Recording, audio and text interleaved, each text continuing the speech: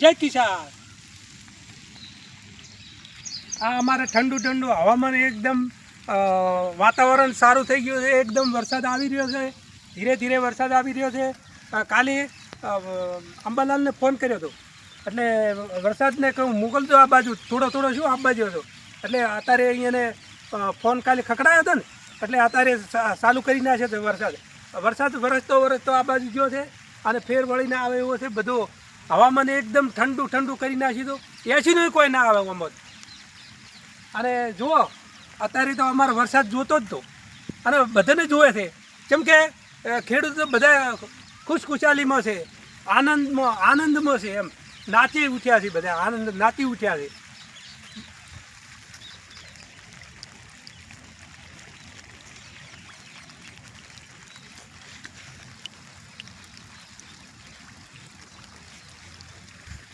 આ વરસાદનું પાણી જુઓ ભરાઈ ગયું છે, એકદમ જો ધીમે ધીમે વરસે છે વરસાદ, અને જો બધાને સુખ શાંતિ કરી નાખી, કેમ કે ગરમી હતી ને એટલી ઠંડક વ્યાપી છે અને મજા આવી જાય એવું છે વાતાવરણ, એકદમ ઠંડુ ઠંડુ।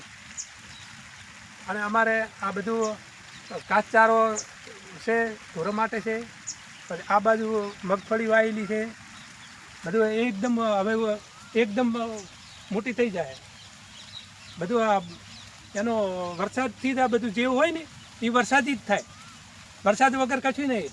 આ જો અમારા પંખીનો એમને બોધ્યું હતું પાણી પીવાનું પરબ બોધી હતી પંખી માટે, અને હવે વરસાદ ખૂબ થયો છે એટલે હવે પંખીઓને હવે એમને ગમે તે પી લે એમ, ખાલી હવે દોણા જ નાખવાના હોય। અને અહીં છે અમારા કંકુડી છે, આ બાજુ કંકુડી છે, આ બાજુ કંકુડી છે, હવે કંકુડા આવવા મળ્યા છે આ શાક માટે, શાક બનાવવા માટે, સબ્જી આ બધા આવી જાય ને, આ બધા થોડા થોડા હોય આવી જાય।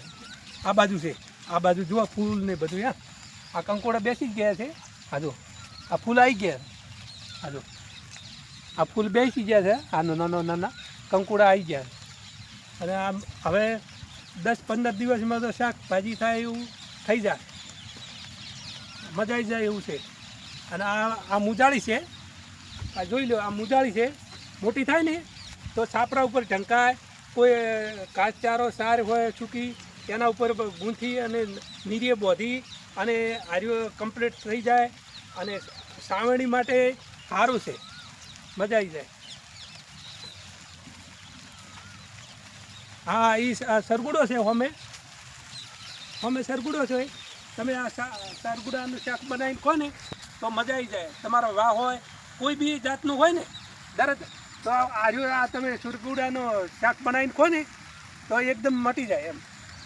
એટલે આ સરગુડો છે ને એકદમ ગુણકારી છે, એની ફળીઓ એની સબ્જી બનાવીને તમે કહો તો મજા આવી જાય। આવજો, જય જવાન જય કિસાન।